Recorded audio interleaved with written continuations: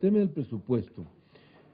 Apenas se instala mañana la comisión en sesión permanente para empezar la revisión, de tal manera que adelantar en este momento qué va a pasar, no tengo los elementos.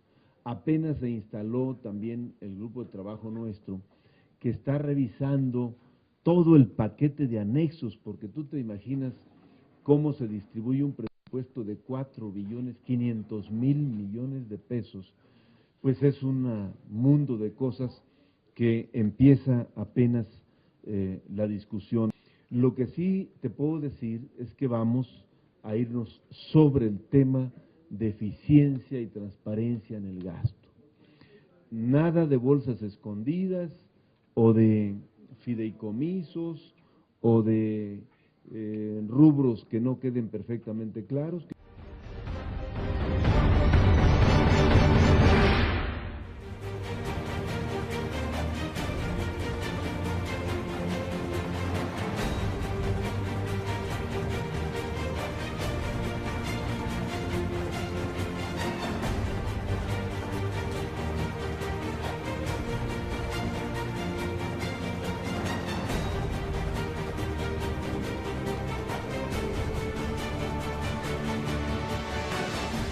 Acompañen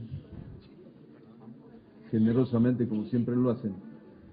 Y quiero en primerísimo lugar darle la bienvenida a el gobernador constitucional del estado de Michoacán, Fausto Vallejo Figueroa. Bienvenido. Gracias. Fausto, bienvenido a la Cámara. Que a mí me da mucho gusto ver al gobernador Fausto echado para adelante, con ánimo, con entusiasmo, haciendo su mejor esfuerzo para asumir el reto de los grandes asuntos que hay que atender en Michoacán. Y hemos dicho que lo que hoy vive el Estado no es una situación que haya empezado hace 2 o 3 o 4 o 5 años.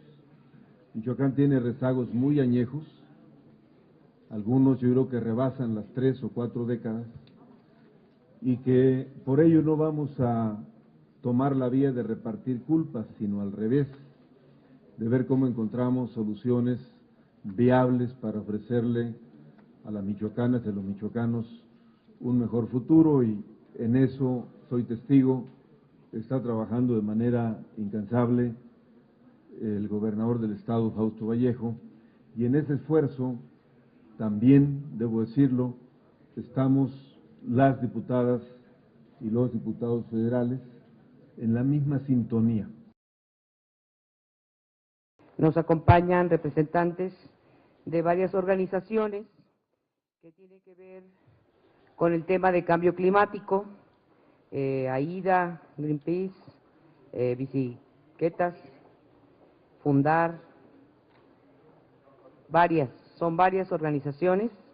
El día de hoy nos acompañan algunos representantes de ciertas y harán el uso de la palabra Vania Montalvo, Carlos Tornel y Javier Garduño. Decirles que nos da mucho gusto que esté con nosotros nuestro compañero y amigo diputado Javier Orihuela, del estado de Morelos, y obviamente integrante, secretario en la Comisión Ordinaria de Cambio Climático, un tema que se dice mucho, se habla mucho sobre eso, pero que poco se expresa. Ha habido inclusive reservas en los recientes decretos de la reforma hacendaria que tenían que ver con impuestos de servicios, de los impactos que se dan de diversas maneras. Sin embargo, pues ni siquiera fueron consideradas a discusión, mucho menos para su aprobación.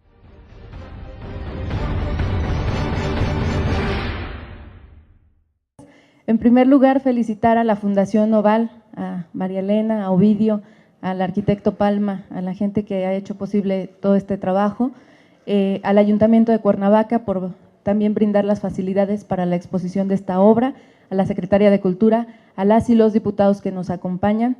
En el naciente gobierno revolucionario en México se decía que la revolución no necesitaba del arte, que el arte necesitaba de la revolución para ser. Diego Rivera lo resumió de una forma muy sencilla: todo gobierno revolucionario requiere de un arte revolucionaria. Entonces, haciendo un paralelismo, creo que ahorita para que una democracia sea perfecta debe haber también una crítica de cómo es el ejercicio del poder. Por eso nos da muchísimo gusto tener a jóvenes artistas morelenses. Creo que no va a ser la primera exposición. Aquí con Cristina creo que podemos invitar a muchos compañeros, jóvenes artistas que hay en el estado. Hay una riqueza impresionante. Cuernavaca es un municipio que tiene muchos talentos, pero en general el estado de Morelos tiene mucho que dar al país, y creo que el recinto legislativo de San Lázaro fue un lugar que es muy importante para hacer la presentación de esta obra. Felicidades a los jóvenes. Las 10:20 del día en el que estamos viviendo, se da por inaugurada la obra Give Me the Power. Muchas gracias por su asistencia. Se habla del artículo 27, pero poco o nada se dice del 28. Y yo esto lo calificaría de falaz, pues está ocultando a la opinión pública información vital para que pudiera formarse un juicio informado. El cambio en el 28 constitucional cancelaría la condición de áreas estratégicas a los hidrocarburos y a la electricidad. No alcanzarían ya ni siquiera la calificación de prioritarias, y habría la posibilidad de que el Estado fuera totalmente desplazado de los sectores petrolero y eléctrico, e incluso estaría autorizado para deshacerse de todos los bienes muebles e inmuebles, esto es, de todos los activos, tanto de Petróleos Mexicanos como de la Comisión Federal de Electricidad. Nosotros hacemos una serie de planteamientos y de propuestas para poder modernizar a Pemex sin necesidad de privatizar la industria paraestatal ni la Comisión Federal de Electricidad.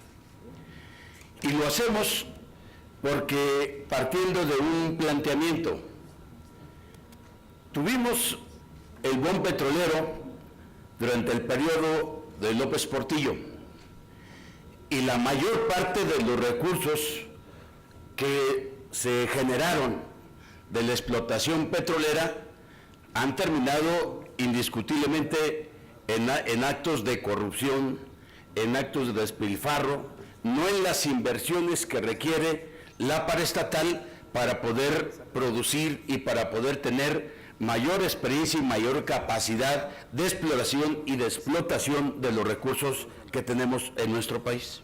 A Halliburton se le ha entregado más de un centenar de contratos en Pemex Exploración y Perforación en las zonas del litoral de Tabasco, en la zona de Campeche y en el aceite terciario en Chicontepec. Y de esto no se ha reflejado un gran logro o aumento en la producción petrolera, al contrario. Hoy esta transnacional es la encargada de perforar y explorar, pero tal como lo ha hecho en otros países, tanto africanos como de Medio Oriente, solo explota y recoge cuantiosas ganancias y no suma al entorno en bienestar social.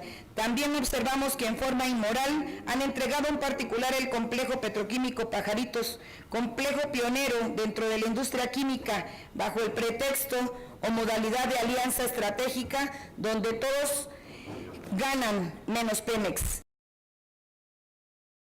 Nosotros hemos sido muy claros, precisos, contundentes, que estamos conscientes de que Petróleos Mexicanos requiere modernizarse, requiere ser una empresa más eficiente, que requiere seguir siendo el puntal del desarrollo del país, de mejorar las condiciones de vida de los mexicanos, pero que para ello no se requiere reformar la Constitución y que ello ponga en riesgo la propiedad de la nación sobre este importante recurso natural. Algunos temas de mucha relevancia. Ustedes vieron, y hoy fue la pregunta obligada para el ingeniero Cárdenas, para el propio presidente del PRD, esta nota que se reproduce en el periódico Reforma con relación a los posibles contratos de Pemex. Para ello, por lo que significa y las preocupaciones que ha despertado y pues una serie de comentarios y de opiniones con respecto a eso, que pudiese estarse cocinando alguna ruta que no conocemos y que pudiera eso pues, volver a crispar la situación con relación a esta posible apertura para un mecanismo que evidentemente, como lo dijo el ingeniero hace rato, sería negativo para el país. Entonces se acordó en la Junta citar a comparecer al director general de Pemex.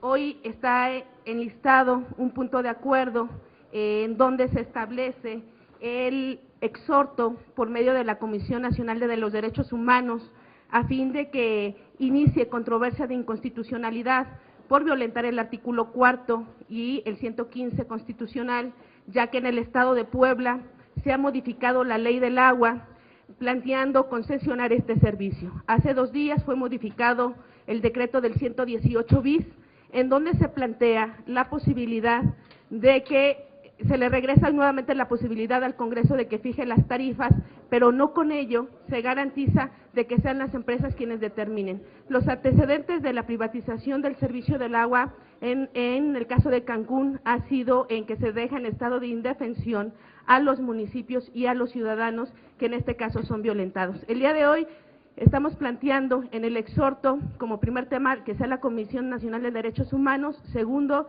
que se le solicite al Ejecutivo mediante este exhorto que solicite al Legislativo de Puebla pueda derogar el artículo 9º y 4º del artículo 31 de la Ley del Agua del Estado de Puebla. Y segundo, que sean los legisladores en el Estado de Puebla para garantizar los derechos de los ciudadanos de poblanos la derogación de estos artículos. A mí en lo personal me complace cuando tengo la oportunidad de recibir a paisanas y paisanos como ustedes, porque el problema que tenemos, maestros, es que nuestra entidad está muy lejana a la Ciudad de México. Ustedes tienen que viajar cuando menos 10, 12 horas para poder venir aquí, mientras que jóvenes del estado de Hidalgo, el estado de Puebla, el estado de México, pues se desplazan 2, 3 horas, están aquí, hacen un recorrido y al mediodía están en sus casas nuevamente. Entonces, por eso a nosotros se nos dificulta.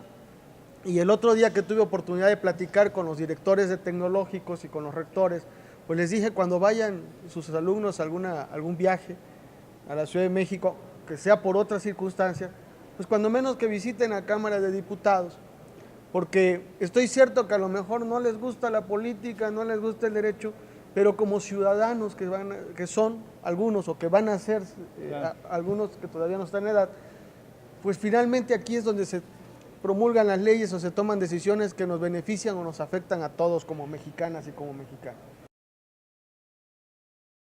Me congratulo por la oportunidad de recibirlos en el Palacio Legislativo de San Lázaro, en nombre propio y de mis compañeras y compañeros diputados, les damos la más cordial de las bienvenidas.